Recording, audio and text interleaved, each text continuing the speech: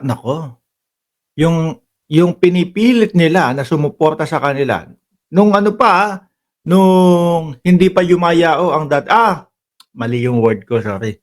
Hindi pala pagyao yun, nung hindi pa na umaalis. Ang pagyao 'di ba ano, sa Tagalog, nung hindi pa patay ang dating Pangulong Duterte. Yao 'pag patay 'di ba, mali pala. Nung hindi pa nahuhuli o hindi pa umaalis ang dating Pangulong Duterte, pinipilit nila, 'no, na sumuporta sa kanila yung si ano, yung AFP, lalo na sila General Bronner.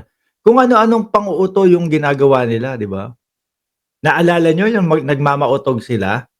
Si ano, si Alvarez, kung ano-ano sinasabi ni Alvarez, 'di ba? 'No? Ano nga yun, ano tawag dun? Nagsalita doon sa kanilang mautog. May nasabi na bumaklas ang AFP sa kanilang suporta sa gobyerno. Ay, nagsalita ho yung mga ano, kongresista. Ang sabi, mukhang gustong filelan ng sedisyon, si ano, si Pantaleon Alvarez. O ngayon, nung nakarinig na pa-filelan siya ng sedisyon, anak na tinapa, yung si Alvarez ninyo, dalawang uy, 2 linggo yatang hindi nagpakita sa mautog. Natahimik, 'no? Natahimik. Hinihimok niya yung AFP, na sumama sa kanila. Ang dating Pangulong Duterte ano yung sinabi? Inuuto yung mga AFP na, "Oh, kayo mga AFP, kung wala kayong gagawin, kung di kayo sasama, maglinis na lang kayo ng barel diyaan sa Bukirang." Gano'n. Kaso wala, tapos eto pa, mababasa niyong balita ngayon, AFP tinukuran 'no, BBM administration. Ibig sabihin tukod nandun sa kunyari eto yung haligi mo, lalagay ka ng tukod 'no? Uy, may nag-unfollow. Hala, hala, ayoko ayoko na po. Uy, may nag-a-unfollow na. Tigil ko na po. May nag may nag-unfollow, akala mo naman naka-follow. Yung style niyo talaga mga DDS 'no, hinahayaan yung pagtawanan kayo nung ano, ng mamamayang Pilipino, 'no? Diyos ko po, parang pambata, magpapaalam ako, mag-a-unfollow na ako kay "Oy Mark Ramos, unfollow na ako sa'yo." Sige, tingnan nga natin, ilan na ba tayo kung maubos yung 426,000. Oh, alam niyo, eto, aral sa inyo 'to, 'no, bakit? Aral sa inyo 'to, kada sinasabi niyo o nagpapaalam kayo, pinapamukha niyo, "Magpa-unfollow ako sa'yo para masaktan ka." Ang thinking nung mga manonood dito, papalitan nila yung unfollow niyo, sasabihin, "Oh, nag-unfollow ka, oh, 'di ako ang papalit." Mapapasilip pa sila doon sa subscribe button nila, "Naka-subscribe na ba ako kay Boss Mark?" Sasabihin, "Ay hindi pa pala, lagi ako araw-araw ako nanonood. Um, Hindi pa pala ako hindi pa pala ako naka-subscribe." O mapapapindot, "Oh, Boss Mark, ayan pinalitan ko na yung unfollow niya." Wag gusto niyo ako saktan tapos magpo-post kayo ng unfollow, tapos sasabihin naman nung mga sumusuporta, "Ay, mapalitan nga 'tong ano ni Boss Mark." Sabihin ko nga sa kaibigan ko, follow ka." Oh, wala, pang-aanga-anga yang estilo niyo, yung pang-aasar niyo, 'no? Oh, eto, dito kayo, AFP tinutukan o tinukuran yung BBM admin, ibig sabihin niya sinuportahan, 'di ba? Sinuportahan mga kababayan. Gulo, naku po! Paano yung EDSA niyo? Hoy, kayo talaga, tinablan niyo na naman si Maharlika. Tinablan niyo na naman tingnan mo, sabi ni Rosana Ronggambilla, "Nag-subscribe ako, pinalitan ko na yung unfollow." Mamaya ang dami pang susunod niyan. Huwag kayong ano, mahihina din ang kokote niyo, Anyway, tinablan niyo na naman si Maharlika at si Roque ano? Bakit? Bago ako matulog, check ako ng check nung EDSA, wala akong nakikita na nag-e-EDSA. Ano ang nangyari? Akala ko mag-e-EDSA kayo. Ano na diyan, kaninang umaga dapat sabi ko, magtatatlong oras akong mag-live. Akala mo totoo? Hindi, sabi ko, hahabaan ko yung live ko ng konti para hindi sila nabibitin. Eh, naalala ko, EDSA pala nga nila. Tapos 7,000 yung nanonood kaninang umaga. Sabi ko, hindi kaya ako ang dahilan kung bakit hindi pumupunta sa mga EDSA. Pinutol ko na agad yung live ko para sabi ko, oh, eto ha, pagkatapos kong mag-live, magsipuntahan na kayo doon sa EDSA. Di ba? Pero humiga na ako, pumikit na ako. Gumising ako ng 3:00 ng madaling araw, sinilip ko kayo sa EDSA. Wala pa din.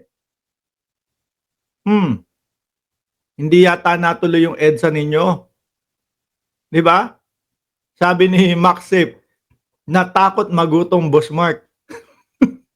Eh, sabi naman, pinaalalahanan naman kayo, mag-hunger strike kayo. Hunger strike tayo! Di ba? Paalala, magdala kayo ng pagkain para hindi kayo himatayin sa rally. O, tsaka tubig. Anong ginawa ninyo? Hindi pa din kayo pumunta. O, expected pa naman kayo ng AFP doon. O, inihayag ng Armed Forces of the Philippines, no? Ang kanilang pagsuporta sa administrasyon. Ayan, pinapalitan na nila yung unfollow mo. Ikaw kasi makulit ka, mahina ka dumiskarte. Oh, salamat Sir Ronnie Batas. Oh. Inihayag ng Armed Forces of the Philippines ang kanilang pagsuporta sa administrasyon ni Pangulong Ferdinand Bongbong Marcos kasabay ang pagtiyak na pananatilihin ang pambansang seguridad, kaayusan matapos maaresto si dating Pangulong Duterte. Eh paano na yan? Wala na. Hindi na kayo makaka-EDSA-EDSA, yung plano yung mga panggugulo. Nung aarestuhin pa lang, ang dami yung banta. Ano sabi dito? Puti ko, umiinit ang ulo ni Israel France. Mainit na, uy! Baka sino man po ang kapitbahay ni Israel France, nananawagan po ako, pakibigyan po ng napakalamig na tubig. No, samahan nyo na po ng yelo. Oh. Painumin nyo po ng tubig yan, kapitbahay ninyo. Baka mamaya po inaatake sa puso. Di ba?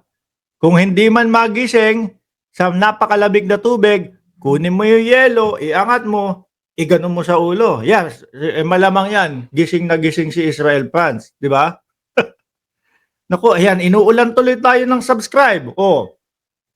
Sabi pa dito, ay hindi. Di ba sabi ninyo, bago maaresto ang dating Pangulo, ha? Bago maaresto ang dating Pangulo, subukan yung arestuhin. Sabi ko, naku, mukhang mukhang yung mga DDS talagang magsisigawan na naman sila na majority kami ng mamamayang Pilipino. Well, bago nyo masabi na majority kayo, ang bilang ng mamamayang Pilipino is kulang-kulang 120 million.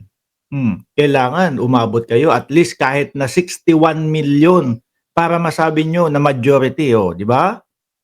61 million. Putek na yan. Paano kayo aabot sa 61 million? Kung etong pagpapapunta sa EDSA, hindi kayo pumunta. Nasayang yung pag-aantay sa inyo ng AFP. Sabi kayo nang sabi, subukan nyo lang arestuin si Tatay Digong.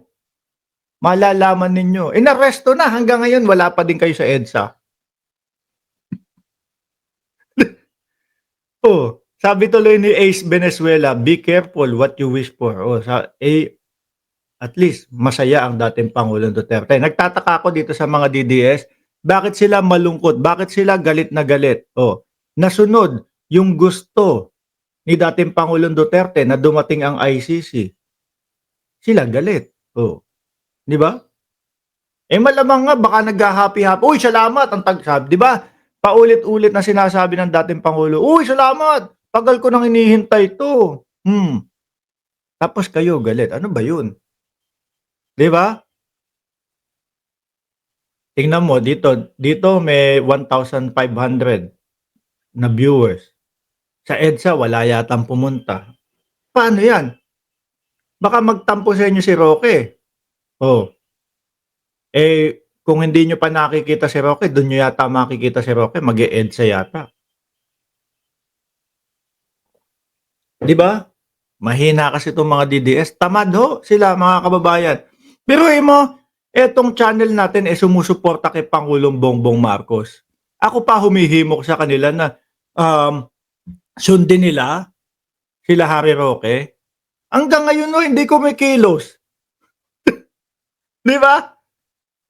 Ang hina-hina niyo. Hmm.